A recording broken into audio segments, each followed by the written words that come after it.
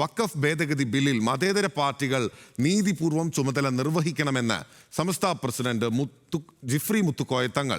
കടുത്ത വിദ്വേഷ പ്രചാരണങ്ങൾ അഴിച്ചുവിട്ട് രാഷ്ട്രീയ മുതലെടുപ്പ് നടത്താനാണ് പലരും ശ്രമിക്കുന്നത്. ഇക്കാര്യത്തിൽ രാഷ്ട്രീയ പാർട്ടികൾ എടുക്കുന്ന നിലപാടുകൾ ഇന്ത്യൻ മുസ്ലിങ്ങൾ ഗൗരവപൂർവ്വം നിരീക്ഷിക്കുകയാണെന്നും ജിഫ്രി മുത്തുക്കോയ തങ്ങൾ പറഞ്ഞു. വിവരങ്ങളുമായി മലപ്പുറത്ത് നിന്ന് ശാന്തകുമാർ വെള്ളാലത്ത് ചേരുന്നു. ശാന്തകുമാർ വെള്ളാലത്ത്, ഇന്ന് വഖഫ് ബില്ലിൽ പ്രധാനപ്പെട്ട ചർച്ച ആരംഭിക്കാനിരിക്കുകയാണ്.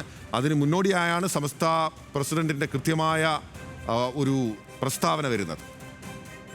തീർച്ചയായും പിന്നിൽ അത് തന്നെയാണ്. ഇന്ന് വഖഫ് ബിൽ പാർലമെന്റിൽ വരുന്നു. അതിന് മുകളിൽ ചർച്ചയും ആരംഭിക്കാൻ പോവുകയാണ്. അതിനൊപ്പം തന്നെയാണ് ഇപ്പോൾ സമസ്തയുടെ പ്രസിഡന്റ് ജിഫ്രി മുത്തുക്കോയ തങ്ങളും ഇത്തരത്തിലുള്ള ഒരു പ്രസ്താവനയും രംഗത്ത് വന്നിരിക്കുന്നത്. ഇത് ഇന്ത്യൻ മുസ്ലിങ്ങളെ ഏറെ ആശങ്കപ്പെടുത്തുന്നതാണ് ഈ വഖഫ് ബില്ല് എന്ന് അദ്ദേഹം പറയുന്നു. ഒപ്പം തന്നെ ഇതിന്റെ രാഷ്ട്രീയ മുതലെടുപ്പ് നടത്തുന്നതിന് വേണ്ടിയിട്ടുള്ള ശ്രമമാണ് തുടരുന്നത്.